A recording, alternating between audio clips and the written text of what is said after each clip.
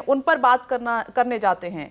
आपने वादे भी किए, हालांकि फ्री की बातें बहुत की गई हैं उसमें, लेकिन वहां जाकर मंच पर नेता भटक जाते हैं कांग्रेस के, वो प्रधानमंत्री नरेंद्र मोदी को मुद्दा बना लेते हैं। तो आपके लिए इंपॉर्टेंट क्या है? वहां की जनता की समस्या इंपॉर्टेंट है या प्रधानमंत्री नरेंद्र मोदी इंपॉर्टेंट हैं?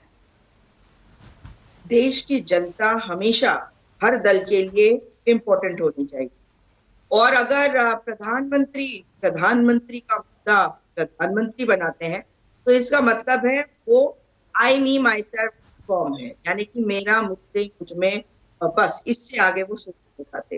क्योंकि असली मुद्दे जनता के मुद्दे। आपने कहा फ्री की चीजें, फ्री की चीजें नहीं, हम एक कल्याणकारी राज्य में हैं, इसलिए हम ये 5 गारंटी लाए हैं। क्योंकि इस वक्त जनता इसीलिए त्रस्त है क्योंकि भाजपा की सरकार अपने वादों पर पूरी तरह से उतर नहीं पाई, अपने वादों को पूरा कर ही नहीं पाई।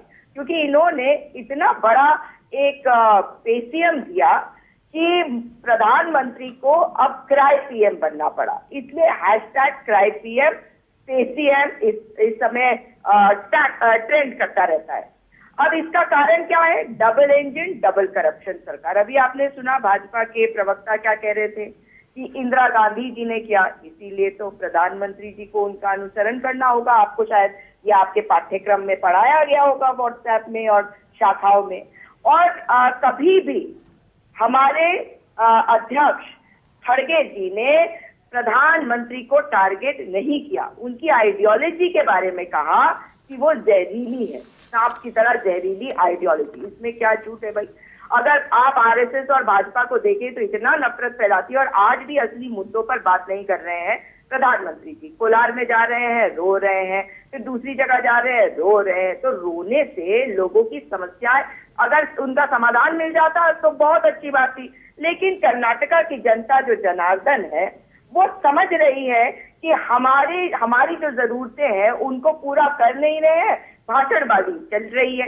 इसलिए जो भाजपा है आज चूंकि सरकार में है तो उन्हें बताना चाहिए कि उन्होंने कौन कौन से स्कीम्स हैं जिनको पूरा किया, वो बता नहीं पा रहे क्योंकि ये 40% की कमीशन खोरी वाली सरकार है।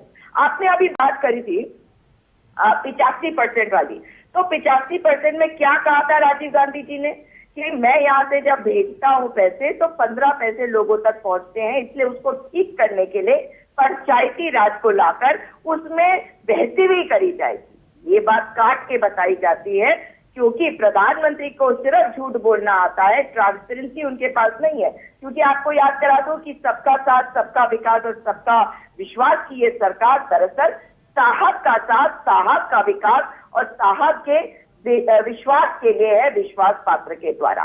और आज वहां पर कर्नाटका में जिस तरीके से लोगों को बेवकूफ बनाया जा रहा है, ये नहीं बता रहे ये कि जो रिजर्वेशन ये लेके आए हैं उस पर तो माननीय उच्चतम न्यायालय का स्टे है।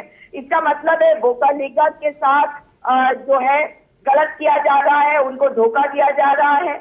आप किसी को भी देख लीजिए, चाहे आप लिंगायतों को देखें, चाहे आप एससीज को देखें, चाहे आप एसटीज को देखें, सबके साथ इस वक्त धोखा दिया जा रहा है। आप भी तो ऐसा ही वादा कर रहे हैं कि हम सत्ता में आए तो मुसलमानों का जो रिजर्वेशन है हम वापस कर देंगे।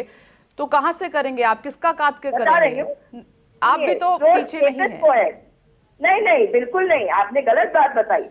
क्योंकि जो स्टेटस को है उसको हटाकर ये बता रहे हैं कि हम ये जो है मुसलमानों का 4% हटा रहे हैं। और अगर माननीय उच्चतम न्यायालय का उस पर स्टे ऑलरेडी है तो वो 4% तो कहीं गया ही नहीं ना। तो वोकालिगा जो या लिंगायत तो सबको सबका अधिकार देना ये सरकार का काम होता है। आप देखिए कि लिंगायतों के जो लीडर्स हैं उनके साथ इन्होंने कैसा व्यवहार किया, येदियुरप्पा जी को हटाया या नहीं, और सावती जी ने भी तो छोड़ा इनको, और शेट्टर जी कांग्रेस पार्टी में आए। तो जिस तरह से इन्होंने लिंगायतों के साथ किया है, कितना भी शंकर भगवान की आप बात कर ले, अगर शंकर भगवान के जो अनुयायी हैं, उनके भक्त हैं, उनका आप अपमान कर रहे हैं। ये मौका दिया किसने सुजाता पॉल जी? कांग्रेस, बीजेपी तो तलाश में रहती है कि वो बयान को भुनाए, और आप हर बार चुनाव में बीजेपी को दे देते हैं वो मौका। कभी चाय वाला, कभी चौकीदार चोर है, इस बार सांप आ गया तो बीजेपी उसको भुनाती है। लेकिन आप, मेरा सवाल ये है कि आप मुद्दों की बात करने जाते हैं लेकिन भटक कैसे जाते हैं आप? आपके नेता? बिल्कुल नहीं भटकते, मैं बता रही हूँ आपको, हम बिल्कुल नहीं भटकते। मगर इनके जो चिल्लर ट्रोल चीफ है ना, वो बैठे रहते हैं हर बात को घुमाकर कैसे पेश करें उसके लिए। लेकिन मुद्दे अभी भी वही हैं, क्योंकि इनके पास कोई नेतृत्व नहीं है। कर्नाटका में समस्याओं का समाधान नहीं हुआ है। तो लोग ये भी तो जानना चाहते हैं कि क्या प्रधानमंत्री, अभी राजीव रंजन जी ने एक बड़ी मजेदार बात करी कि इन्होंने कमान अपने हाथ में ले लिए, कमान अपने हाथ में ले लिए विपनेश जी, तो क्या वो मुख्यमंत्री बनेंगे वहां के? भाई लोगों को पता है कि हमारे को जो सरकार मिलने वाली है उसमें जो मुख्यमंत्री किसी भी, कोई भी विधायकों को आप ले लीजिए, उसी में से बनेगा। लेकिन जो विधायक है बनेंगे, उनमें से चेहरे कौन से दिए हैं भाजपा ने? अगर भाजपा बात करें तो भाजपा ने उन लोगों के रिश्तेदारों को टिकटें दी हैं, और 36 ऐसे लोग हैं, और हर रिश्ता, बाप, भाई, बेटा, दामाद, भतीजा, बहू, सबको इन्होंने टिकटें दी हैं। तो लोग भी इस बात को समझते हैं कि ये सरकार चलाने के लायक नहीं है। ये केपेबल लोगों को टिकट इन्होंने मनोज यादव